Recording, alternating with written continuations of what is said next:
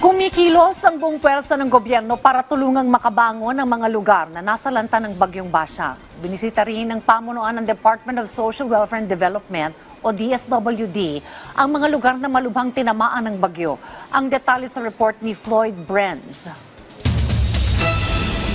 Matapos bisitahin ang Barangay Ubaldolaya, tumungo si DSWD Secretary Rex Gatchalian sa South 1A Central School Evacuation Center sa Iligan City, ang pinakamalaking evacuation center sa lungsod.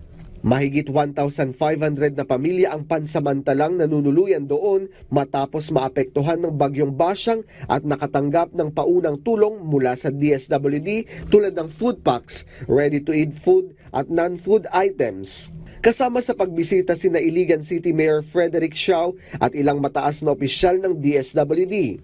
Sa ilalim ng direktiba ni Pangulong Ferdinand R. Marcos Jr., patuloy ang DSWD sa pagtugon sa pangangailangan ng mga apektadong mamamayan at sa pagbibigay ng kapanatagan sa panahon ng sakuna. Binisita rin ni DSWD Secretary Rex Gatchalian at Iligan City Mayor Frederick Siao ang tulay sa Barangay Tubod na pinakamalubhang tinamaan ng Bagyong Basyang.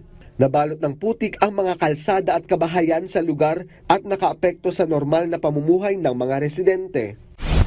Naghatid din ang DSWD ng mahigit 66,000 na family food packs at 6,225 na ready-to-eat foods sa mga lugar na labis na naapektuhan ng Bagyong Basyang.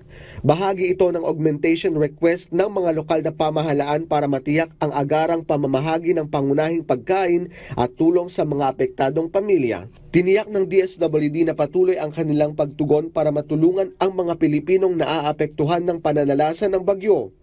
Floyd Brenz para sa Pambansang TV sa Bagong Pilipinas.